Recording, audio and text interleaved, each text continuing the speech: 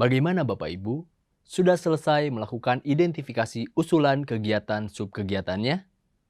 Bisa dilihat di monitor saat ini, saya sudah selesai mengerjakan identifikasi usulan kegiatan subkegiatan sampai dengan kondisi EDM E3. Bisa dilihat, sudah selesai semua dari hasil EDM yang kita convert ke Excel sebelumnya itu. Sebelumnya, kita sudah mengidentifikasi A1 sampai A7. Usulan kegiatannya, ya di kolom yang kita tambahkan ini. Saya sudah tambahkan satu kolom lagi komponen biaya utama untuk memudahkan kita memasukkannya ke dalam IRCAM nanti. Kita lihat satu-satu. Kondisi pertama, sesuai deskripsi, tidak semua siswa mengikuti kegiatan salat berjamaah. Kegiatannya 289.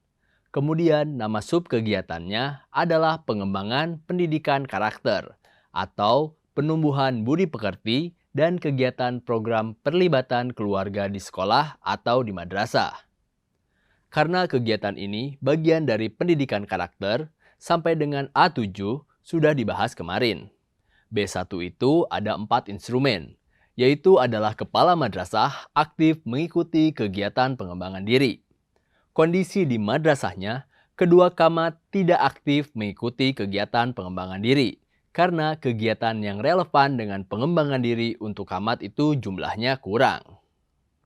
Setelah dicek ke daftar kegiatan yang di worksheet ini, yang relevan adalah peningkatan kompetensi kepala sekolah atau kepala madrasah, yaitu 4.11.2. Biayanya antara lain biaya perjalanan dinas, biaya pendaftaran seminar workshop, dan lain-lain. Itu bisa saja nanti untuk dalam rangka berdiskusi. Bertanya dengan pihak yang kompeten. Apakah di kabupaten kota atau dengan lainnya, misalnya dengan pihak universitas atau dengan yang lainnya. Nah, ini dia bilang dinas. Kemudian bisa juga nanti kepala madrasah secara aktif mencari seminar-seminar yang relevan dengan tugas dan fungsi dari kepala madrasah. Makanya, biayanya utamanya di sini biar general mengikuti biaya pendaftaran seminar. Kemudian lanjut ke kondisi kedua. Guru aktif mengikuti kegiatan KKG MGMP atau kegiatan sejenis. Kita kemarin membuatnya tingkat 3 guru aktif mengikuti kegiatan KKG MGMP sesuai jadwal. Berarti tinggal mempertahankannya. Nah, kegiatan relevan itu adalah 4.11.8. Kegiatan KKG MGMP atau KKS MKKS sebenarnya juga bisa masuk di sini. KKS MKKS bisa juga masuk untuk yang kamatnya. Di sini, uang transport bisa juga nanti uang lain kalau diselenggarakannya di madrasah Bapak Ibu. Bisa juga untuk konsumsi dan segala macamnya. B3. Kepala madrasah membuat perencanaan program peningkatan mutu pembelajaran bagi guru. Di sini saya membuatnya tingkat 1. Jadwal peningkatan mutu pembelajaran belum ada karena EDM belum disusun. Kemudian juga belum diupdate secara terjadwal. Harusnya itu masuk di dalam EDM, masuk IRCAM ada kajian-kajian. Jadi di sini ada 3 kegiatan nih. Mulai dari penyusunan EDM, kemudian membuat kajian-kajian menjadi IRCAM. Perencanaan ini mulai dari menyusun dokumen perencanaannya, ada dasar kajiannya, kemudian dokumen perjalanan penganggarannya. Biayanya nyender sama konsumsi rapat, sama fotokopi hasil rapat fotokopi. B4. Tenaga kependidikan di madrasah aktif mengikuti kegiatan sejenis pelatihan, workshop, BIMTEK dalam rangka peningkatan kompetensi dan keterampilan baik secara daring maupun luring. Ini juga kondisinya tingkat 1. Kegiatan peningkatan kompetensi dan keterampilan tenaga pendidikan belum terjadwal dengan baik, karena ada yang belum terjadwal dengan baik, sehingga kebutuhan peningkatan kompetensi tenaga pendidikan belum teridentifikasi. Kemudian C1. C1 guru mengembangkan RPP sesuai ketentuan. Ini sama dengan kondisi A tadi, belum ada RPP. RPP belum tersusun, berarti kegiatannya telah menyusun pengembangan RPP 11.5. Di kondisi A, tadi ada juga salah satu kondisinya adalah kurangnya pemahaman dalam menyusun RPP. Sudah diberikan pelatihan menyusun RPP. Ini untuk beberapa solusi untuk satu kegiatan. Kemudian guru menggunakan metode pembelajaran yang sesuai dengan karakter siswa. Skornya T4. Ini sudah bagus, berarti mempertahankan. Guru sudah menyampaikan materi sesuai dengan karakteristiknya. Pembelajaran pasif siswanya karena para guru sudah cukup mengenal karakteristik setiap siswa di kelasnya. Kegiatan belajar mengajar 2.2.1 itu biaya yang kira-kira akan digunakan di sini adalah yang jelas honor rutin guru ya. Honor rutin GBPNS-nya, sebaiknya honor rutin ini diformulasikan dalam bentuk honor rutin berdasarkan beban kerja. Tidak ribet dalam identifikasi yang mana yang perlu honor, mana yang tidak perlu. Jadi, digabung saja dalam satu kegiatan, dalam satu alokasi anggaran honor. Tinggal dihitung beban kerja masing-masing guru.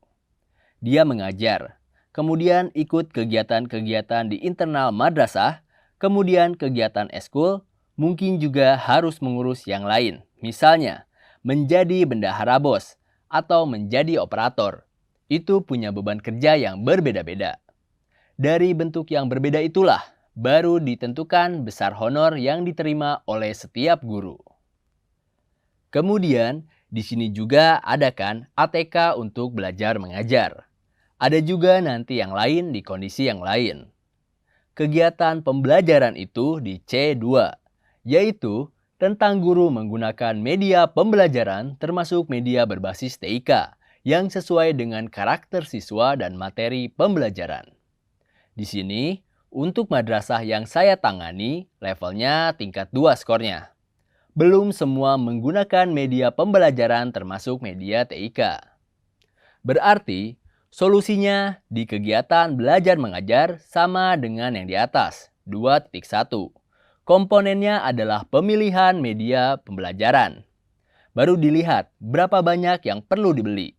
Kalau dananya terbatas, jadi belinya bertahap dulu. Misalnya, mau beli laptop atau LCD. Bisa saja laptop kalau untuk TIK-nya ya, atau LCD atau media pembelajaran lainnya. Kemudian C4 ini terkait dengan guru melakukan penilaian otentik dalam proses pembelajaran. Ini proses penilaian. Di sini C4, karena di madrasah yang saya kelola penilaiannya sudah sesuai dengan hasil yang dicapai siswa, berarti tidak ada rekayasa hasilnya. Ini kegiatan yang relevan di sini adalah pelaksanaan penilaian ulangan harian. Kodenya 8.26.1. Biayanya adalah biaya fotokopi soal ulangan. Apakah honor boleh dimasukkan ke sini untuk penilaian ulangan harian? Tidak ada honor ya. Honornya juga sebaiknya masuknya di sini saja, berdasarkan beban kerja. Untuk honor-honor yang lain ya. Kemudian ada yang untuk UTS-nya, ujian tengah semester. 8.26.2, biaya fotokopi UTS. Kemudian 8.26.3, penilaian ulangan akhir semester sama, karena honornya sudah digabungkan di dalam honor rutin beban kerja. Sudah diperhitungkan di sana semua. C5. Guru melakukan penilaian terhadap siswa. Tingkat 4. Penilaian harian. PTS sudah dilakukan sesuai jadwal. Kemudian C6. Guru memanfaatkan hasil penilaian untuk perencanaan program remedial, pengayaan, dan perbaikan. Kondisinya T1. Dan media belum dilaksanakan secara baik karena hanya dilakukan pada saat kegiatan belajar mengajar. Tidak disediakan waktu khusus di luar kegiatan belajar mengajar rutin. Subkegiatannya adalah 2.2.2. Penyelenggaraan remedial dan pengayaan, biaya, fotokopi remedial dan pengayaan. J7 sama. Merasa menyelenggarakan, ya. Kalau yang di sini, gurunya yang mengkoordinir. Kalau yang di sini, madrasahnya. Remedial tidak dilakukan secara rutin. Kegiatannya juga sama. Harus dikoordinir oleh madrasahnya, disupervisi oleh kepala madrasahnya atau guru senior yang ditunjuk. Ini saling terhubung satu sama lain.